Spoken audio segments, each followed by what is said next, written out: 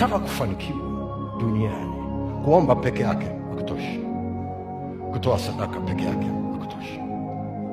Lazima uwe na kitu cha kufanya, kwa sababu Mungu ukienda kumweleza tatizo lilo nalo, kati ya kitu kimojawapo atakusemesha, atakupa maelekezo ya kitu cha kufanya. Unapotoa sadaka ukaunganisha pamoja na maombi yako, Mungu aweze kukusaidia uweze kufanikiwa. Lazima ujifunze kutega sikio. Biblia inatueleza habari za mtu mmoja anaitwa Kornelio. Alikuwa akitoa sadaka na kuomba, na malaika alipokuja akamwambia, maombi yako yamefika, sadaka zako zimefika, lakini hazitoshi. Tafute mtu mmoja anaitwa Simon Petro, atakwambia ya kupasayo kutenda. Na kwa sababu hiyo huku mbinguni wametoa maelekezo ambayo wewe unatakiwa kuyatekeleza, na hayo maelekezo Mungu ameyaweka ndani ya mtu mmoja anaitwa Simon Petro, yuko Yafa.